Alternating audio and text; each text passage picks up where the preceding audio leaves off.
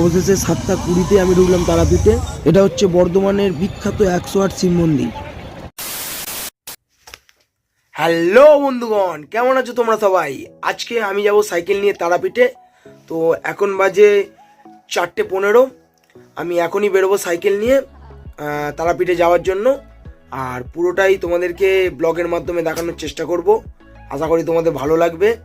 তো চলো রওনা দেওয়া যাক। এখন আছি মাজুরি কাছে, খুবই অন্ধকার আর কুয়াশা। এখন বাজে যদিও বা 4:26। তারাপীঠে যাওয়ার প্ল্যানিংটা খুব তাড়াতাড়ির মধ্যেই করা হয়। আমার দুটো বন্ধুও যাচ্ছে, তারা বাইক নিয়ে যাবে আর আমি সাইকেল নিয়ে যাচ্ছি। আর প্রচণ্ড কুয়াশা, কিচ্ছু দেখা যাচ্ছে না। তো এখন আমি আছি উদয়নারায়ণপুরে। উদয়নারায়ণপুর থেকে অনেকটা চলে এসেছি, এখন যাচ্ছি চাপাডাঙ্গার দিকে। কুয়াশা কিন্তু প্রচণ্ড রয়েছে, ঠান্ডা অনেকটা কমে গেছে। এখন এখানে দাঁড়িয়ে একটু জল টল খেয়ে নেবো, খেয়ে তারপর আবার বেরোবো। চলো। তো আমি চাপাডাঙ্গায় এলাম আর আমার এই দুটো বন্ধুর সাথে দেখা করে নিলাম। এরা বাইকে করে আসছে, জয় আর দেবো। একটু চাটা খাবো, তারপরে আবার বেরিয়ে পড়বো আমরা। চলো। কাপটা হাতে নিই ভিতরে। এই কিছুক্ষণ আগে চাপাডাঙ্গা থেকে চাটা খেয়ে বেরোলাম আমি, এখন রাস্তায় আছি।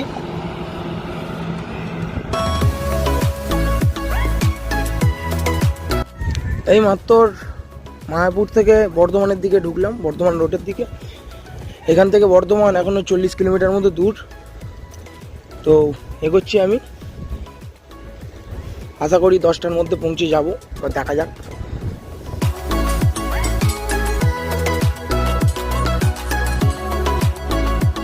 ঘড়িতে এখন বাজে 10টা, আর এখনও আমি বর্ধমান ঢুকিনি। এখনও বর্ধমান ঢুকতে 18 কিলোমিটার মতো দেরি আছে। এরপরে কিছুটা দূরে গিয়ে কিছু খাওয়া দাওয়া করে নেবো, খুব খিদে পাচ্ছে। এই যে সাইকেলটা এখানে দাঁড় করিয়ে এখন আমি রেস্ট করছি, একটু জল টল খাবো, তারপর আবার বেরোবো। চলো। অনেকক্ষণ ধরেই সাইকেল চালাচ্ছিলাম, এই মাত্র খাওয়া দাওয়া করে বেরোলাম। এখন রাস্তায় আছি, এগোচ্ছি বর্ধমানের দিকে। বর্ধমানে ঢুকছি, এখন বাজে 10:37। অনেকক্ষণ, আধ ঘন্টা লেট হয়ে গেল প্রায়। ঠিক আছে। আর এটা হচ্ছে দামোদর নদী, বিরাট বড় নদী, বাপরে বাপ।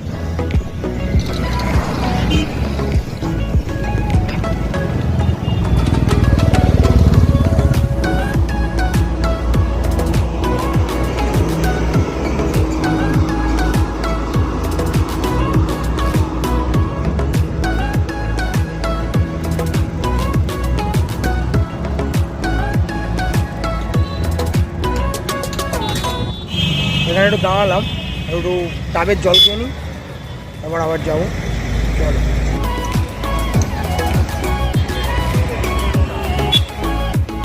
হা, ঠান্ডা শীতল ডাব। ডাব খেয়ে আবার এগোলাম আমি। চলো। আর এইটা হচ্ছে 108 শিব মন্দির বর্ধমানের।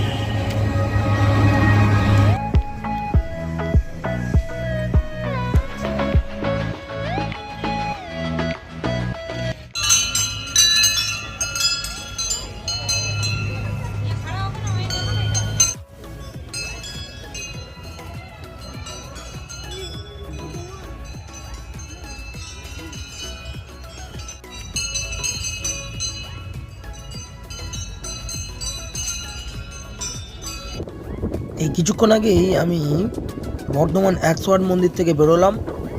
এখন যাচ্ছি বোলপুরের দিকে। বর্ধমান থেকে বোলপুরের ডিস্টেন্স ওই মোটামুটি 50 কিলোমিটার মতো। এখন এগোচ্ছি আমি সাইকেলে। এখন বাজে 2:17। আমি সাইকেল নিয়ে যাচ্ছি, এখন একটু রেস্ট করেছিলাম, আবার এগোচ্ছি। সন্ধ্যের আগে ঢুকতে হবে ওখানে, আমি অনেকটা লেট হয়ে গেছে। এখনও বোলপুর ঢুকতে 15 কিলোমিটার বাকি আছে। বোলপুর থেকে তারাপীঠ হচ্ছে আরও 60 কিলোমিটার।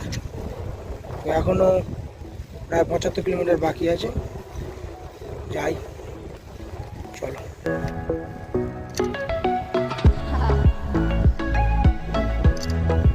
ঘড়ির কাঁটায় এখন 3:10 বাজে, আর আমি এই বোলপুরে ঢুকছি। আরও তাড়াতাড়ি ঢুকে পড়তাম। আসলে ওই দিক থেকে হাওয়াটা এতটাই লাগছে যে আমার সাইকেল চালাতে খুব অসুবিধা হচ্ছে। এখানে দাঁড়িয়ে একটু চাটা খেয়ে নেব, তারপর আবার এগোবো। তো বোলপুর থেকে রামপুরহাটের দিকে যাচ্ছি আমি এখন বাজে হচ্ছে 4:20। আর বোলপুর থেকে তারাপীঠের ডিস্টেন্স ওই মোটামুটি 60 কিলোমিটার মতো। তো বেশিক্ষণ লাগবে না আশা করি যেতে আমার। সকাল থেকে সারাদিনই সাইকেল চালাচ্ছি, বেশ ভালোই লাগছে, রাস্তাও খুব সুন্দর। এগোচ্ছি আমি। ঘড়ির কাঁটায় এখন বাজে 5:40। আমি এখন ঢুকছি সাঁইথিয়াতে। আর কিছুক্ষণের মধ্যেই সন্ধে নেমে যাবে, তো আশা করি বেশিক্ষণ লাগবে না। যদিও বা এখান থেকে তারাপীঠের দূরত্ব মোটামুটি 25 কিলোমিটার মতো। তাড়াতাড়ির মধ্যেই ঢোকার চেষ্টা করব আমি। এখানে দাঁড়িয়ে কিছু খাওয়া দাওয়া করে নেবো। আমি আমার ডেস্টিনেশন থেকে মোটামুটি 10 কিলোমিটার মতো দূরে আছি। এখন বাজে 6:40, তো বেশিক্ষণ সময় লাগবে না আশা করি যেতে ওখানে। অবশেষে আমি তারাপীঠে ঢুকছি। এখন বাজে সন্ধে 7:24। টোটাল 15 ঘন্টা টাইম লাগলো আমার 230 কিলোমিটার সাইক্লিং করতে। এই হোটেলেই আজকে থাকবো আমরা তিনজনে মিলে যাচ্ছি তারাপীঠে পুজো দেওয়ার জন্য। তোমাদেরকে দেখাচ্ছি, চলো। তারাপীঠে কিন্তু ঠান্ডা বেশ ভালোই আছে। আর আমাদের ভাগ্যটা খুবই খারাপ, এই কিছুক্ষণ আগেই মন্দিরের গেট বন্ধ করে দিল, তাই আজকে আর আমরা পুজো দিতে পারলাম না। পুজোটা কালকে সকালেই দিয়ে বেরোবো। এখন আমরা যাচ্ছি রাতের খাবার খেতে। তো আজকের মতো এতটুকুই। ভিডিওটা ভালো লাগলে একটা লাইক করে দিও, কেমন লাগলো কমেন্টে জানাও, এবং আমার চ্যানেলটা সাবস্ক্রাইব করতে ভুলো না। দেখা হচ্ছে নেক্সট ভিডিও। টাটা।